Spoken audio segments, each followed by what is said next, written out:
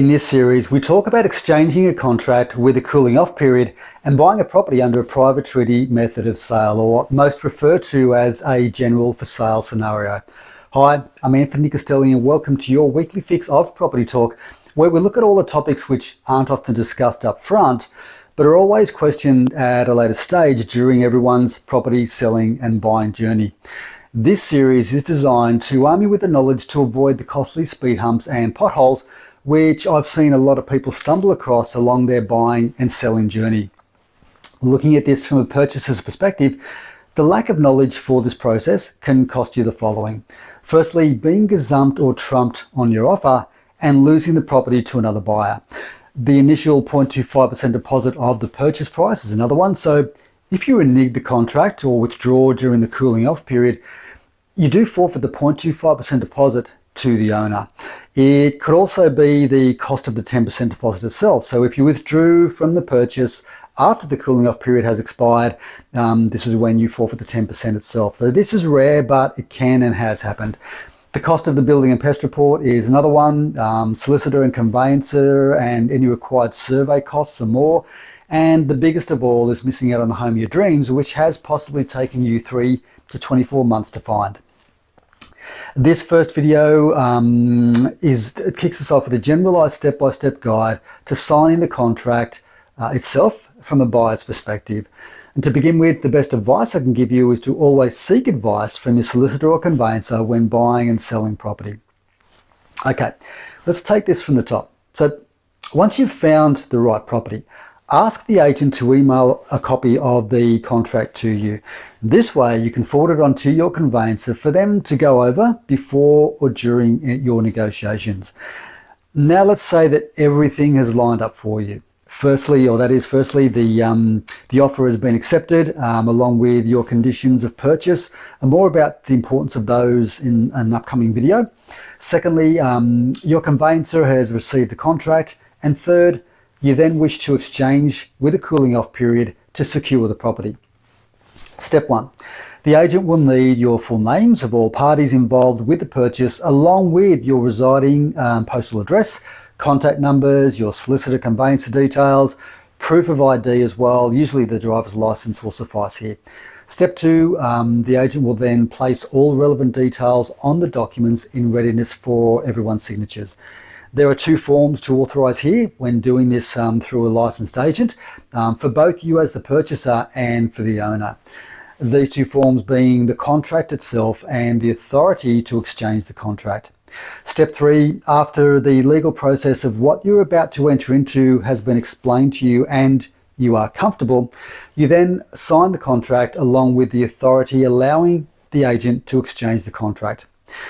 When all signatures have been obtained from all purchasers and all owners, and your 0.25% deposit of the purchase price has been paid into trust, the agent will then date the contract and forward the documents to both solicitor or conveyancers without delay. Once these documents are received by the conveyancers, which signifies the actual exchange, the contract is now in what is referred to as a conditional exchange with a cooling off period. Conditional upon things like building and pest reports, additional searches made by the solicitors and conveyancers, and the final approval of your home loan. From this stage on, everything is in the hands of the solicitor or conveyancers. However, a good agent will always be in constant communication with all parties to offer any assistance they can for a smoother process and transaction, not only through to the cooling off period stage, but also all the way through to settlement itself. A quick note here, now if you require finance and the agent gives genuine and true customer service, he or she will ask for your financiers details. This way, once the exchange has taken effect, they can forward a copy onto the financier to fast track the process for you. Because your financier will need a signed copy of the contract as soon as possible to prepare your final approval of your home loan. Remember, time is of the essence here. So when you're going through this process, there's a lot to do, and a 5 or even 10-day cooling off period passes by pretty quickly. Step 4, to wrap this whole process up, make an appointment with your conveyancer during or towards the end of your cooling off period to go over all the reports. Once you are happy with the building and pest reports and any other searches and surveys made during the cooling off period, and you have paid the balance of the 10% deposit or 5% if agreed to, and the cooling off period has expired at 5 p.m. on the final day, it's time to pop that champagne cork, as the property is now marked as sold.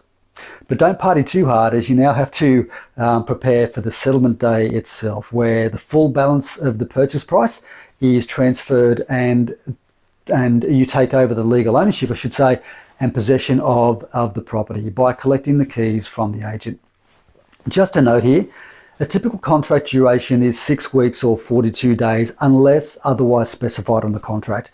The settlement clock itself on completion time starts ticking from the initial exchange date itself and not at the end of the cooling off period. Also, in today's modern world, electronic exchange of a contract is a very safe and efficient way to exchange the contract.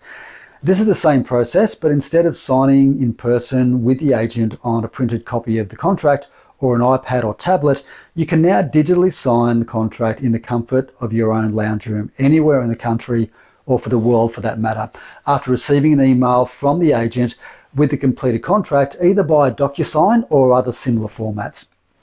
I recently exchanged a contract with one of the two owners actually overseas in Italy on holidays, and they couldn't believe how fast and efficient the whole process was.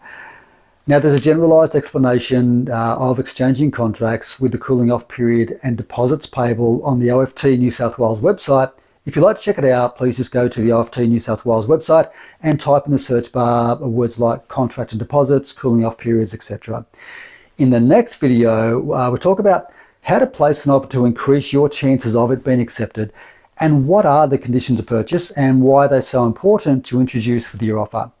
If you found this video helpful and you are looking to buy or sell property anywhere around Lake Macquarie or the Central Coast, we have agents ready to assist you now. Please call 0414 514 140 or email me directly at propertytalk@outlook.com.au or Anthony Castelli at a2realty.com.au. See you in the next video. Happy selling, buying and relocating. I'm Anthony Castelli. Bye for now.